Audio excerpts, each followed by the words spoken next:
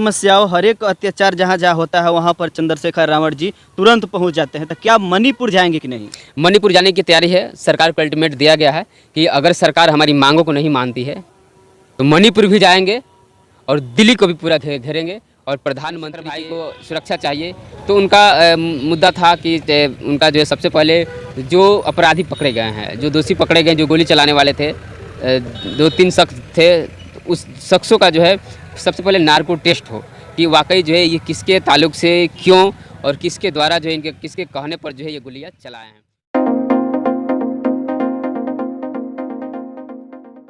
नमस्कार, मैं अमृतेश कुमार और आप देख रहे हैं द एक्टिव मीडिया और जनबोल खबर। अभी हम बक्सर में मौजूद हैं और हमारे साथ मौजूद हैं पत्रकार नंदलाल राज जी, जो कि चंद्रशेखर रावण जी का एक महारैली था दिल्ली के जंतर मंतर पर, और वहां पर भैया गए थे रिपोर्टिंग करने के लिए। और वहां पर क्या क्या हुआ, क्या क्या उनका मांग था, क्या उद्देश्य था रैली का कराने का, हम इनसे जानने का प्रयास करेंगे। सबसे पहले हमारे चैनल में आपका स्वागत है। बहुत बहुत धन्यवाद द एक्टिव मीडिया को, और आपके जितने भी दर्शक हैं सबको स्वागत है आपके चैनल में।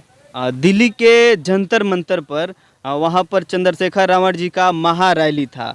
महारैली करने का मुख्य उद्देश्य क्या था? आप क्योंकि वहाँ पर ग्राउंड रिपोर्टिंग पर गए थे रिपोर्टिंग करने के लिए, तो इस सब चीज़ों का कहीं ना कहीं हमारे दर्शक भाई को बताइए।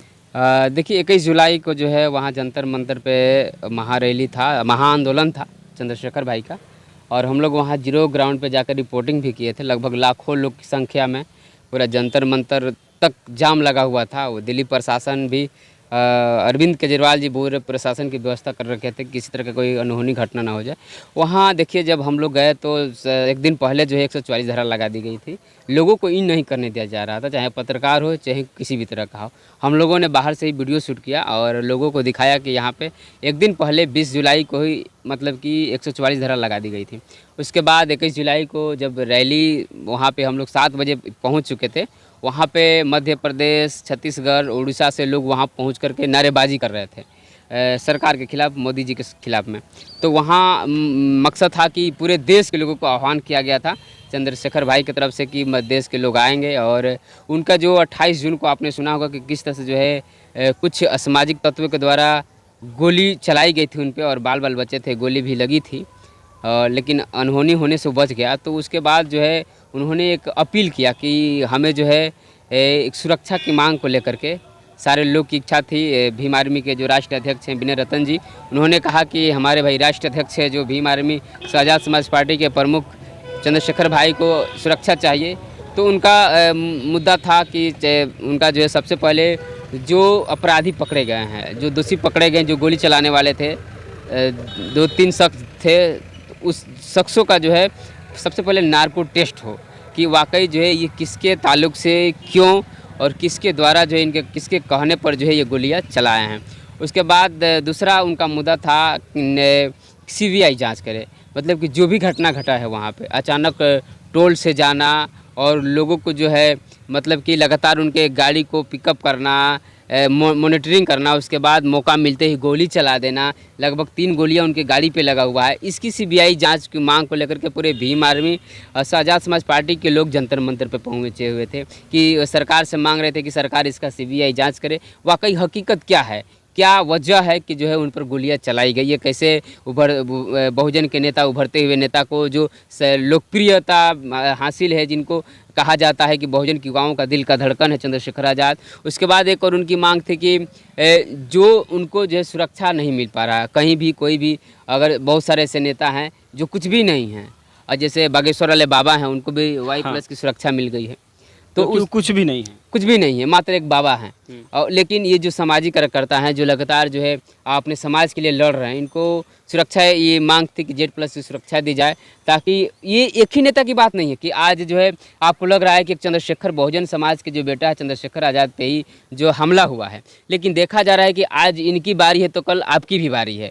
तो ये ऐसा नहीं है कि अगर आपके युवा अगर इन पे वार कर सकते हैं तो इनके भी युवा आप पे वार कर सकते हैं। ये मानने वाली, सोचने वाली बात है कि कहीं ऐसा नहीं कि ठीक है आप चंद्रशेखर को मिटाना चाहते हो और कहीं जो आपको जो मिटाने वाला है कहीं उसी को कोई मिटा दे तो क्या हो, तो जो भी समाज के लिए लड़ रहा है, जो भी युवा नेता है, चाहे कुछ कोई भी किसी भी पार्टी, किसी भी दल, किसी भी नेता का हो, किसी भी संस्थान का हो, उन्हें सुरक्षा मुहैया होनी चाहिए। एक तरफ से सरकार की तरफ से अपील की गई थी। चंद्रशेखर भाई ने बताया कि मोदी सरकार जो है विफल हो गया है, तो उन्होंने सीधे राष्ट्रपति से मांग की कि अगर हमें सुरक्षा नहीं मिलता है तो अब बताइए कि अगर हमको गोली मार दी जाती है, हमें कुछ हो जाता है, तो इसका जिम्मेदार कौन होगा, कौन जिम्मेदारी लेगा। उस समय जो है अभी लोग गोली लगने से ही पूरे देश में चंद्रशेखर भाई के जितने भी लोग अनुयायी थे, जितने लोग मानने वाले थे, सारे लोगों ने विरोध प्रदर्शन कर दिया था। हर जिले, हर पंचायत, हर प्रखंड में जो है ज्ञापन सौंपे गए थे। तो आप सोच सकते हैं कि मामूली खरोच आने पर जब हर जिला, हर प्रखंड में जो है ज्ञापन सौंपे जा सकते हैं, अगर कुछ हो गया चंद्रशेखर भाई को तो क्या हो सकता है पूरे देश में। कुछ लोग तो पैदल भी गए थे, कुछ लोग साइकिल से भी गए मध्य थे। प्रदेश से लगभग 250 लोग जो हैं साइकिल 250 लोग जो है पैदल मार्च करके आए थे, 10 लोग है साइकिल मार्च करके आए थे, और बहुत सारे लोग जो है बाइक से भी आए थे, और बहुत सारे लोग ट्रेन, यानी कि पूरा दिल्ली जो है नीला नीला लग रहा था। हम लोग जो है एक दिन पहले ही पहुंच गए थे वहाँ पे, और एक दिन पहले पहुंचने के बाद पूरा हम लोग मुआयना किया। हालांकि हर जितना भी होटल था, राजीव चौक का और जंतर मंतर के आसपास का जितने भी रेस्टोरेंट थे, सब फुल था। लोगों का ये एहसास नहीं हो रहा था कि मतलब कि हम मतलब कि अब कुछ भी करके जो भाई के लिए लोग वहाँ पे पहुँचे हुए थे। लेडीज़ भी पहुँची हुई थी, बच्चे भी पहुँचे हुए थे उसमें। इतना जंतर मंतर दिल्ली के जंतर मंतर पर इतना जनसंख्या काफ़ी मात्रा में आया था कि पूरा दिल्ली हिल गया है। और बीजेपी सरकार कहीं ना कहीं इसको देखकर चिंतित में पड़ गई है कि एक बहुजन का युवा नेता, इनके प्रति ना सांसद है, ना मंत्री है, ना विधायक है, फिर भी इनके पीछे इतना लोग क्यों हैं, आकर्षित क्यों हैं। बात देखिए, ऐसा है कि जब भी चंद्रशेखर भाई की बात कर लेते हैं, कोई भी मुद्दा होता है किसी भी समाज का, तो सीधे वो रोड पे आ जाते हैं, रोड पे आकर के अपने बात को रखते हैं या मुद्दा को उठाते हैं। चाहे मणिपुर वाला घटना पर उन्होंने चैलेंज दिया है कि अगर मणिपुर घटना में जिस तरह से बहनों को जो है नंगा परेड कराया गया है, उसके दोषियों को अगर फांसी नहीं दी जाती है तो पूरा मणिपुर जिस तरह से जल रहा है आज, ये सोचने वाली बात है। और साहब आते हैं और रोक के चले जाते हैं, तो ये सोचने वाली बात है कि एक तरफ जो पूरा देश जल रहा है, एक तरफ मणिपुर जल रहा है, और कल बिहार जलेगा, फिर उसके बाद गुजरात जलेगा। लगातार जो है पूरे राज्य में इस तरह का जो सिलसिला बना हुआ है, अपराधियों का जो है मनोबल बढ़ा हुआ है। तो इस बात को लेकर के जब भी वो अपने बात को रखते हैं, सीधे बैग यानी कि रोड पर आकर के अपने बातों को रखते हैं, लोगों के साथ में आते हैं। चाहे किसी तरह का घटनाएं आप देख लीजिए, जब बिहार में जो है लालगंज हाजीपुर में जो घटनाएं घटी थी, राकेश पासवान के घर भी पहुंचे हुए थे, एक बेटे को गोली मार दी गई थी। तो ये तमाम बातों को लेकर जिस तरह से जो है आजकल पूरे चंद्रशेखर को लेकर हलचल मचा हुआ है पूरे देश में, इसको लेकर के सरकार बौखलाई हुई है। मिला जुला कर कह लिया जाए कि जब जंतर पर जितना भीड़ देखने के बाद लगभग 6 पार्टियां जो है उनके समर्थन में वहां पहुंची हुई थी। कांग्रेस से लोग आए थे, उसके बाद आरजेडी से लोग आए थे, माने लगभग उसके बाद क्या बोलते हैं इनको, समाजवादी पार्टी से भी, मतलब लगभग 6 पार्टी के लोग जो है सांसद उनको समर्थन के लिए आए थे कि हम आपके साथ हैं, आपकी मतलब कि जो भी Z+ की सुरक्षा मिलनी चाहिए, क्योंकि एक ही नेता की बात नहीं है। ये आज हम बता रहे थे कि आज उनकी बारी है तो कल आपकी भी बारी हो सकती है। ये कोई आम बात नहीं है, अपराधियों का कोई मिलेगा कि नहीं उनको? देखिए, अभी तक तो यहाँ तक कहा जा रहा है कि बहुत जल्द ही उनको सुरक्षा मिलने वाला है। प्रयास किया जा रहा है कि सुरक्षा मिले। अगर सुरक्षा नहीं मिलता है तो ऐसे भी लगातार कोशिश किया जा रहा है कि भाई को भी मतलब बचाया जाए, नहीं तो फिर देश का भविष्य खराब होने वाला है। जिस तरीके से वो उभरते हुए एक गरीब का, बहुजनों का आवाज़ उठाते हुए इतना पॉपुलर हो गए हैं बढ़िया नेता, तो क्या उनको भविष्य में प्रधानमंत्री बनना चाहिए? देखिए, प्रधानमंत्री बनना चाहिए या नहीं बनना चाहिए ये लोग तय करते हैं। आप और हम यहाँ मतलब मीडियाबाजी कर देंगे तो नहीं होगा। ठीक है, हमारी राय है। अगर लोग चाहते हैं कि जो है हमारे देश के कैसा एक शिक्षित प्रधानमंत्री होना चाहिए, जो लोगों के सुख दुख में हो, कोई भी घटना घटता है तुरंत एक्शन लेना चाहिए, उस पर रिएक्शन देना चाहिए, किस तरह का घटना नहीं होना चाहिए।